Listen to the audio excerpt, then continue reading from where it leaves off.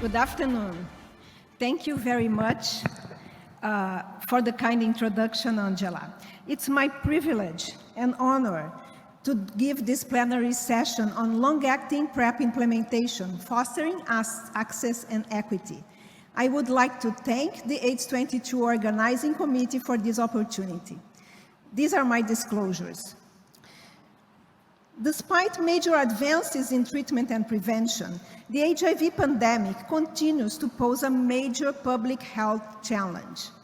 By the end of 2021, about 38 million people were living with HIV worldwide, with estimated 1.5 million new infections in that year.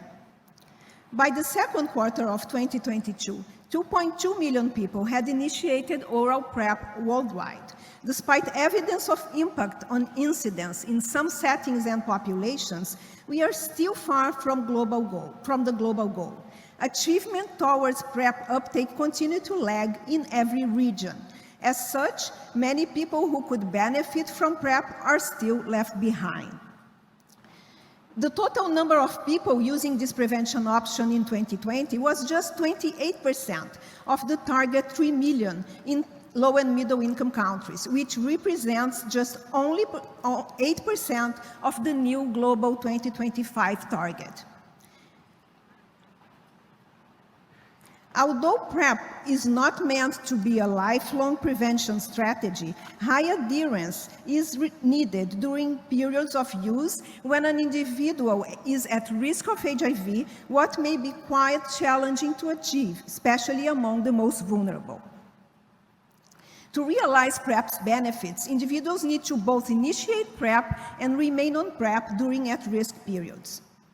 In multiple studies, reasons for stopping or never initiating PrEP include, in addition to challenges accessing the medication, low self-perceived risks, concerns about medication effects, stigma, violence, mental health, or competing life events.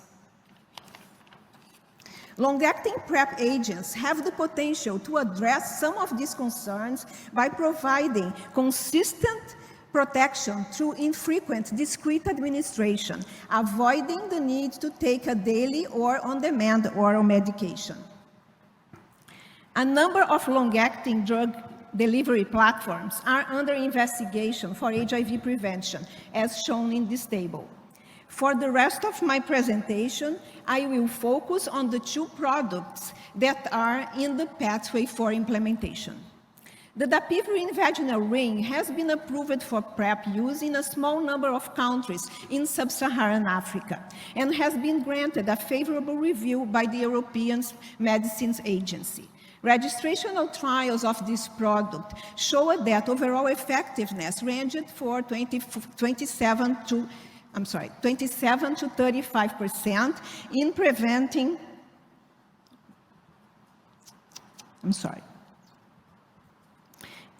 in preventing new HIV infections. Two subsequent open-label extension studies showed that the increased ring use compared to the phase 3 studies and showing 50% across the two open-label extensions from the phase 3 studies. Several approaches are being pursued to improve the effectiveness and durability of vaginal rings for PrEP. These include creation of a combination device containing both dapivirine and a long-lasting hormonal contraceptive. Long-acting cabotegravir was evaluated in two large phase 3 trials, HPTN-083 and HPTN-084.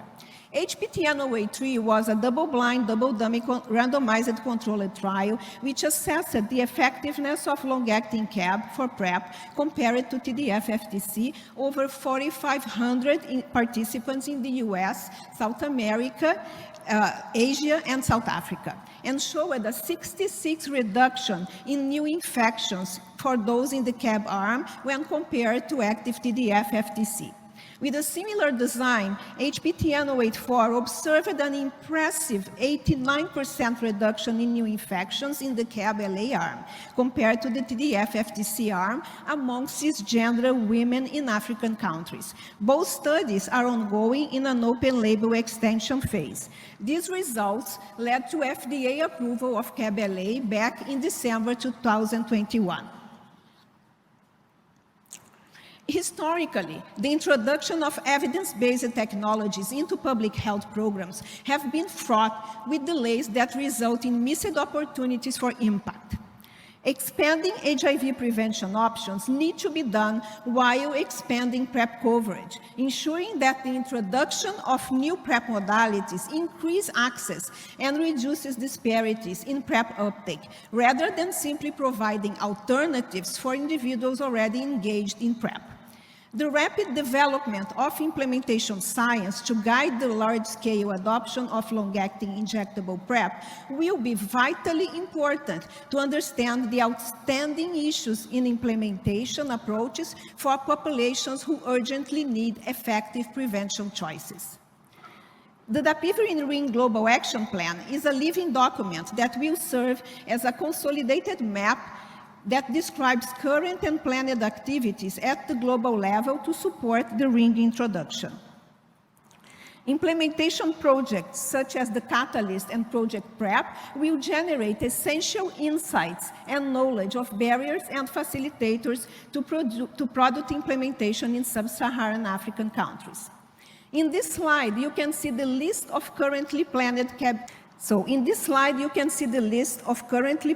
CAB-LA implementation projects around the globe, still a small list in face of the major need to understand how to best implement this product in the different geographies and cultures for the populations most at need. We will now discuss some of the advantages and barriers related to CAB-LA implementation. Injectable CAB removes the need for potentially stigmatizing daily pill adherence behavior. Other advantages are DOT, less frequent dosing, no impact on gender-affirming hormone therapy on CAB-LA levels, and on the other hand, there may be injection site reactions, drug-drug interactions, rifampin as an example. Injectable CAB is not adequate for Hep B chronically infected individuals and cannot be withdrawn in the event of toxicity. Additionally, at the core of person-centered HIV prevention is the acknowledgement that people are best placed to decide which prevention methods are right for them and that their preference may change over the course of their lives. HIV prevention is effectively communicating information about the advantages and disadvantages of available methods and about product characteristics to facilitate choice and informed decision-making. From an individual level perspective, injectable CAB has great potential for those who struggle most with adherence, but it also requires more frequent clinical visits, and this may impact individuals' access. It also has gluteal injection site issues, such as the impossibility to use it, CAB-LA, in the presence of buttock implants or industrial silicone. It also has, there is unfortunately insufficient safety data at this point on its use during pregnancy and breastfeeding. Increasing provider awareness of PrEP guidelines and enhancing training around prescription practices can make a real difference for implementation. Long-acting prevention has the potential to address some of the achievement gaps that persist with daily oral therapy by expanding the method choice, improving adherence and quality of life. Implementation studies will be critical to address important questions regarding how best to integrate CAB-LA into health systems around the globe, such as aspects related to system capacity, location of service delivery, and tracking of injections, for example. CAB-LA can make HIV diagnosis challenging if HIV infection is not diagnosed before CAB initiation. CAB-LA suppresses viral replication, delaying antibody production. As such, rapid tests and antigen antibody assays may fail to detect infection.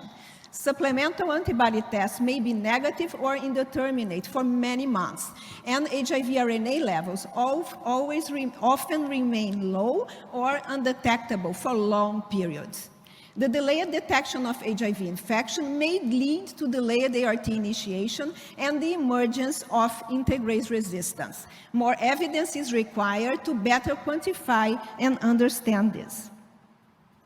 Of 20 HIV infections identified in the groups randomized to CAB-LA in the 2 efficacy studies following the primary analysis, 7 cases of breakthrough infections were identified, all of them in HPTN-083.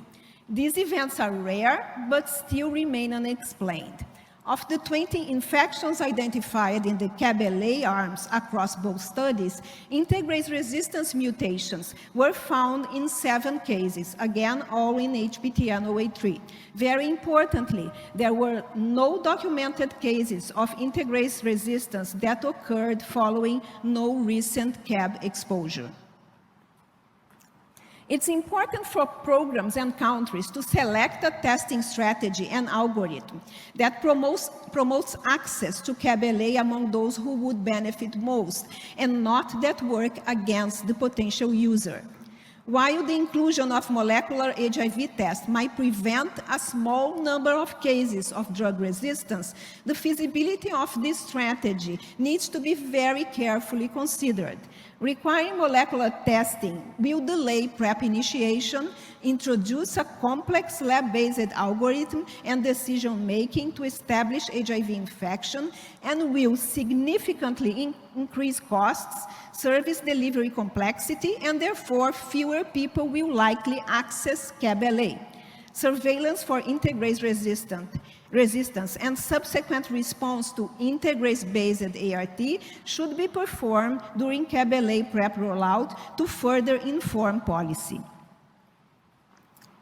Very importantly, preliminary results from a very elegant mathematical model of rapid scale-up of PrEP and nearly complete switch to CAB-LA in sub-Saharan Africa, developed by Andrew Phillip and his group, suggested that CAB-LA would result in a 27% reduction in HIV incidence, and also the reduction in the number of people living with HIV, but will result in an increase in absolute number of people living with integrase-resistant HIV.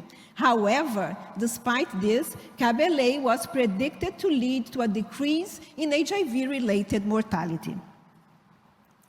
During the last days, we have seen important steps forward for CAB-LA implementation.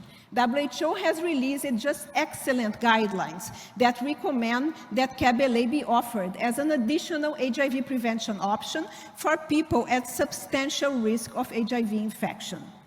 In this map, you can see in dark blue the countries where CAB-LA was filed for registration. It is a start, but there is still a long way to go. The Coalition to Accelerate Access to Long-Acting PrEP is a new initiative that brings together leading donors, agencies, and advocates to ensure an accelerated, equitable, accessible, and sustainable and collaborative approach to making long-acting PrEP options accessible as quickly and as equitably as possible. VIV Healthcare and the Medicines Patent Pool announced that they have signed a voluntary licensing agreement for patents relating to CAB-LA for HIV PrEP to help enable access in least developed, low-income, lower middle-income, and sub-Saharan African countries. Through this agreement, 3 selected generic manufacturers will have the opportunity to develop, manufacture, and supply generic versions of CAB-LA for PrEP in 90 countries, subject to required regulatory approvals. This map shows in blue the 90 countries listed in the MPP-VIV CAB-LA for PrEP voluntary license. On top of this, sales outside the licensed territory are allowed in the countries where no patents were filed, including the countries shown in purple. Although this announcement represents a potential game-changing moment in HIV prevention, generics won't reach the market for a few years. Until then, affordable bridging prices must be agreed upon so that this product can actually reach people immediately. Also, the license needs to evolve to encompass technology transfer to shorten the time for generic availability as fast as possible. With the current direct and indirect territorial coverage included in this licensing deal, there are still far too many people left behind, including those who stand to benefit the most from this scientific advancement. My own country, Brazil, with well-established generic manufacture capacity, is completely out of any possibility to produce or purchase generics when they become available, and access relies solely on a price agreement to be negotiated between the producer and our government. Having multiple quality-assured suppliers is critical to affordable pricing and adequate supply. Inequalities are a major driver of the HIV epidemic, which continues to disproportionately burden vulnerable populations despite the availability of effective preventive and therapeutic interventions. Our current models of HIV prevention delivery are not responding to the need of these populations. The gaps in HIV responses and resulting HIV infections and AIDS-related deaths lie upon faultiness of inequality. The most vulnerable populations struggling with poverty and social inequalities are the ones that suffer the most from HIV. May long-acting PrEP not deepen the already profound inequalities. On the contrary, may it be a step forward in our efforts against the inequalities. I would like to thank all my friends and colleagues listed here for their collaboration and support. Thank you very much for your attention.